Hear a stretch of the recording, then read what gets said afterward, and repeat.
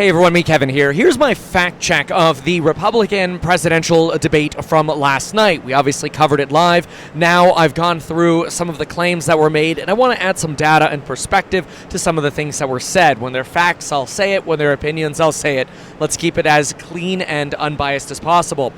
Number one, Vivek says more are dying of bad policy than of climate change, and he's referring to climate policy. The question here is, who's dying of bad climate policy? This sounds good, and really what it's echoing is this sentiment that people are frustrated about the amount of money that's being spent on green energy. This is clearly a Democratic priority. We have the Inflation Reduction Act pushing a lot of subsidies for solar and wind, and these are things very easily bedeviled by Republicans. But the reality is, climate change policies like 30% tax credits on solar panels or batteries for your home, or tax credits for an electric vehicle up to $7,500 federally, or another $7,500 depending on the state you're in, those are not policies that are killing people.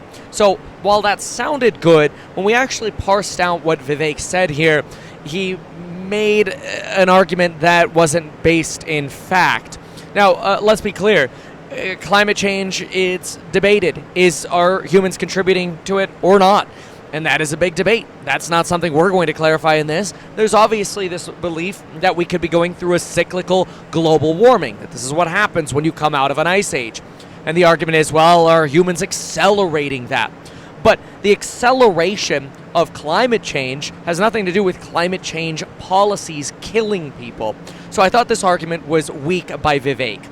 Nikki Haley then follows up and says, look, green subsidies don't work.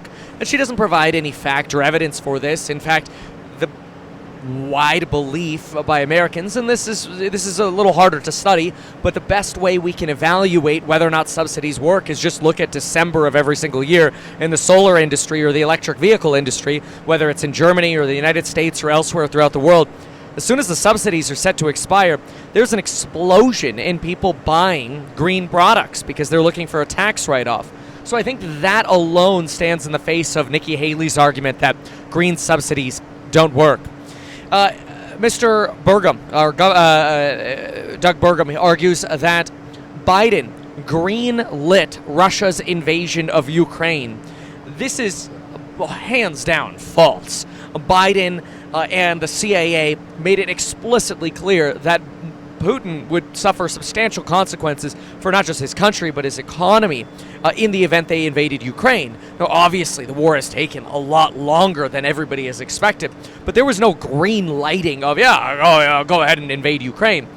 What he's doing is he's suggesting that because Biden withdrew from Afghanistan, and we can pretty much mostly agree that the withdrawal was pretty dang botched. I covered this as it was happening. It was a disaster. And that may have led it clearly did lead to a power vacuum in Afghanistan, and may have set a precedent for terrorist-style organizations to invade other areas. Taliban into Afghanistan, Russia terrorizing eastern Ukraine. That is not Biden green-lighting Russia invading Ukraine. Worth noting. Hutchinson says there is no abortion, or there should be no abortion on demand through term. And DeSantis and Scott echo this and say, Democrats in California and New York are killing babies through term, which implies all the way up to 40 weeks. This is just straight up not true. First of all, let's understand the facts. 90% of abortions happen before 12 weeks. Most Republicans are accepting of abortion up to 15 weeks. Yes, we have evangelical Republicans that do not support any abortion, and these are debates to be had. But the point is, only 1.3% of abortions happen after 21 weeks. California stops the right to an abortion at fetal viability, which can be around 21 to 24 weeks. New York stops abortions at 24 weeks. And only if there's a threat to the life of the mother after 24 weeks is there the possibility of an abortion. This is very different from what Scott and DeSantis and Hutchinson were arguing. And I think when we look at the numbers, we realize, okay, we're talking about a very small percentage of abortions. And yes, while that is a debate that should be had, is it a states' right issue? Is it a federal rights issue? It's a debate worth having. It should be framed with a proper fact.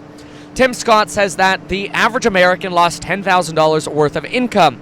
This is based on a Heritage Foundation claim, which has since been revised to about a loss of $6,800 in purchasing power. However, we did see inflation-adjusted per capita income actually rise to offset a lot of this. And while it is a popular sentiment to argue that inflation today is making everything more expensive, which is actually true, everything is much more expensive, 20 to 30% more expensive, the average income of Americans throughout the country has risen, at least on a per capita basis, to offset at least some of this, if not a large chunk of this. So the idea that the average American lost $10,000 in purchasing power is absolutely stretched. He would be more accurate to say lost around $6,800 in purchasing power.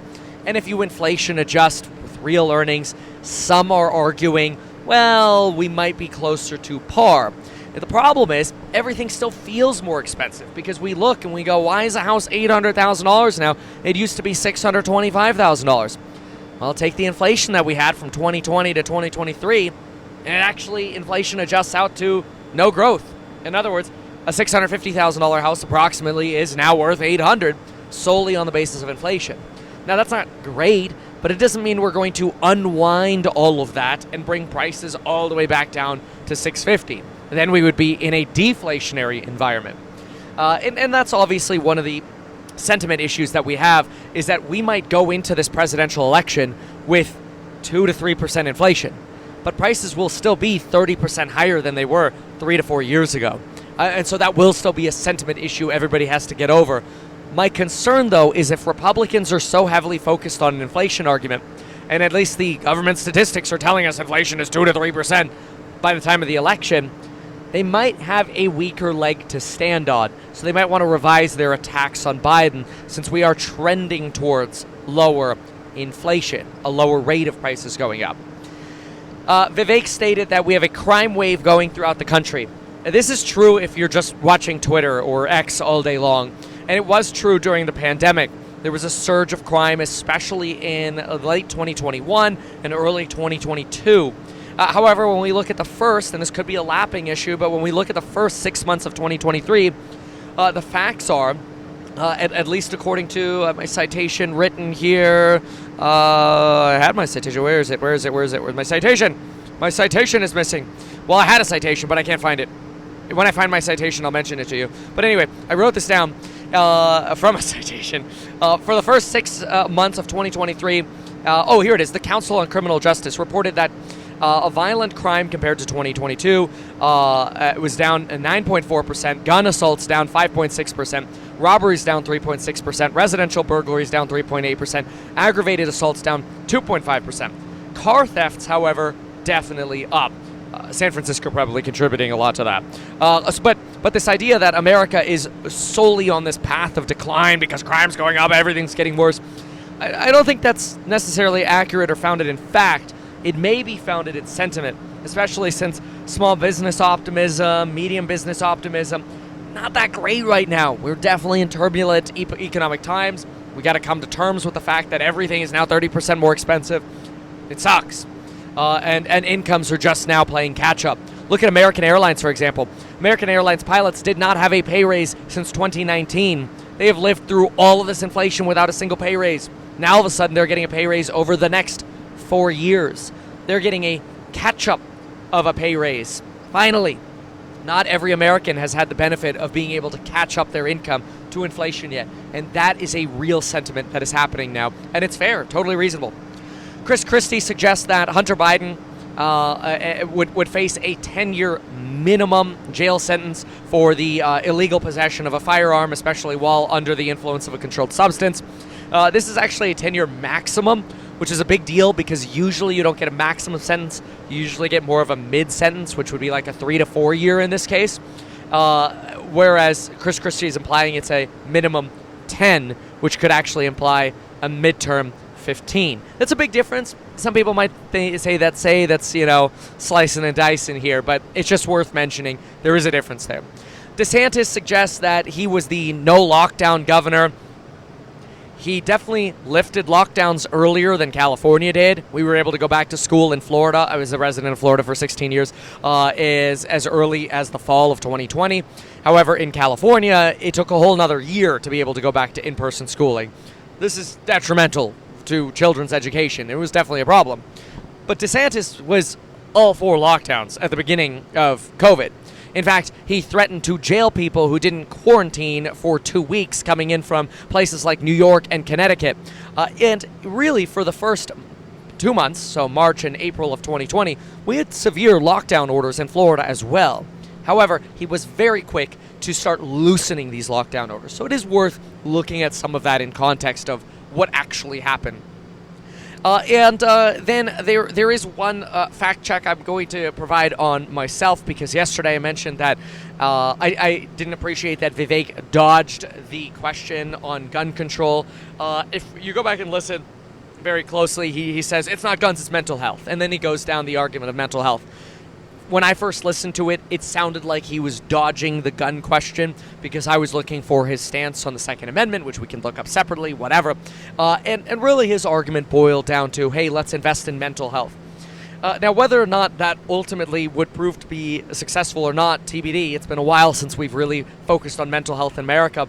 But it is actually a premise that I believe in. When I ran for governor in California, I ran under the premise that, hey, we teach PE in schools, physical education. Why don't we have ME, mental education? Why don't we have more support for people who need help? Why is it that a homeless person in California, for example, is somehow supposed to sign up for a mental health appointment with a 6 to 9 month waiting period? Well, no wonder they decline rapidly in 6 to 9 months, because there are no support services even available for them.